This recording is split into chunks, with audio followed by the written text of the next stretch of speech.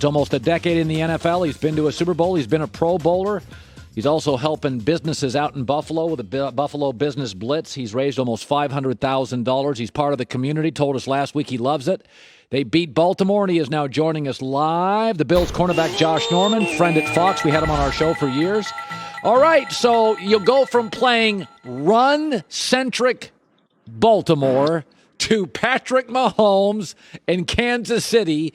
So I imagine this week of practice is a little different than last week at practice, right? Yeah, man, it's life of the NFL. Yeah. They never are the same weeks. They're always going to be something, that throws a cheap knife in there to say, hey, look, we got to switch it up. And that's what we're doing, and we're looking forward to it. So you've already faced Kansas City and Mahomes once. What do you remember, Josh, about that game? I remember we lost. That's pretty much kind of it. But now, going in this week, we have a full deck, and we playing that way. Guys out here, they're playing fast, and they're hungry, and they have something that they feel we have to prove. We all have something we feel we need to prove. And we look at that as a dangerous combination because of how we've been playing and what we've been able to accomplish. And we know what is up ahead of us and what's at stake. And so all that combined in one, just got to go out there and do our thing. So Cleveland struggled. Travis Kelce is as good a tight end as the sport has. And if you box him up, that leaves Hardman, that leaves Tyreek Hill on the outside. So when you play a team like Kansas City, do you mix up zone, man-to-man? Do you already know your assignments? Is it a constant flux of what you're going to try to do defensively, or do you already kind of know who you'll guard? Well, you got to do a little bit of all of that, Colin. You really do. I think when you look at this offense, they present so many threats to us. They do so many things. They really do. They have the tight end, Kelce. They have the wide receivers. Hartman and Tariq. Guys that just take the tops off. And they have the backs with Le'Veon now coming in. And then you have the Q back there at 15. He's one of the top quarterbacks in the league. So they have a lot of weapons that can affect us if we don't, do our job and handle those things. And what we play and what we do will be predicated on the defensive style. And so whatever that is, you guys will see that on Sunday. This is probably the second biggest game in your career, second or third biggest game. Not everybody on Buffalo, most of your teammates have not been in a game of this magnitude. And sometimes young players, Josh, get so hyped up, they're prone to make mistakes in these big games because you probably go back to your early career. You're now a veteran. Have you talked to the players about the magnitude of the game, which is probably the biggest for 90% of your roster? Oh, absolutely. We've been fired up since we was able to see each other this week. Back in the building lot yesterday, I really can't stop with the energy and the juices and the excitement because you don't get this opportunity often. Some people never got this opportunity. They've been playing probably 16 years in the league. I've been blessed and fortunate enough to be in this opportunity twice, and you cannot take that for granted.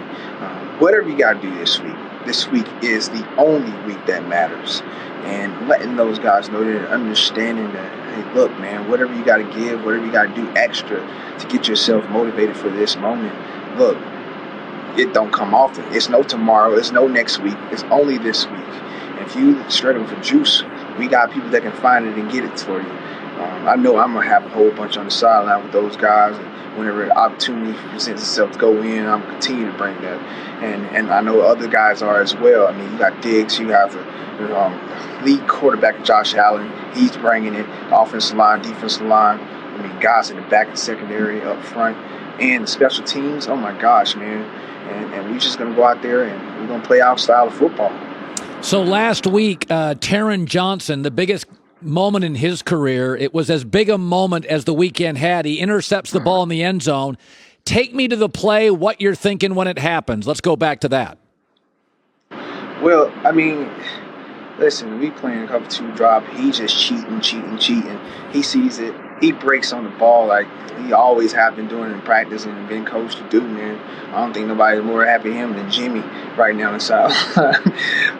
But he was able to captivate that off with a pick six. And every time he touched the ball, Mr. Frazier, he wanted 10 pick sixes this week. Well, 10 touchdowns during the year. And shoot, man, we had 4 right there.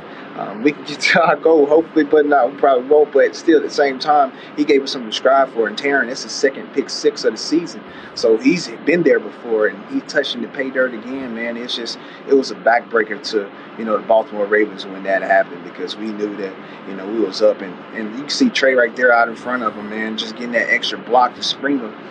This is a team game, and it's a team sport, and we on a game. Well, we on a team where everybody just loves everybody. And as you can see there again, I mean, you even got Big Zim running down the field. I think he was clocked at like 18, 19 miles per hour as a big lineman. So, I mean, we all just for one another. We don't care who gets the glory as long as we win. And we have a team like that, man. You can go, and the sky's the limit. God, look at that lot. Look at that big, husky offensive lineman running. I'm telling you, he was rolling, man. And he was rolling. He was. You saw that? It was crazy. Like, guys just, like, juice. I mean, look at the line, though. They back there in the field, like, in the lap of the quarterback. So, I mean, look, like I said, I'm so fortunate to be on a team like this that, they love up on each other, and they don't care who gets the glory. We just want to win. Also raised $500,000 for the Buffalo Business Blitz. He is part of the community. No fan base, maybe Green Bay. There's very few that love their team and love their players more than Buffalo. Josh, you never thought you'd play there. You are, and they love you. Yes, indeed. Well, we love them too, man, and we're so fortunate to help them out during times like these. It really is. They are a special group of human beings. They truly are.